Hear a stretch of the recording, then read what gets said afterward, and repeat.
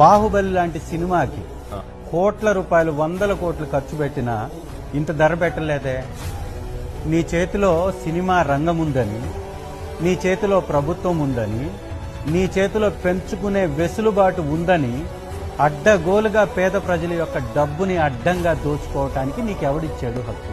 ఈరోజు రాష్ట్రంలో ఒక్క మామిడి కాదు, నిమ్మ, పొగాకు, మిర్చి, ధాన్యం, పత్తి, మినుము, మిరప, చిట్ట చివరికి కోకో, అలాగే ఆముదపు గింజలు ప్రతిదీ పడిపోయాయి కదా రేటు.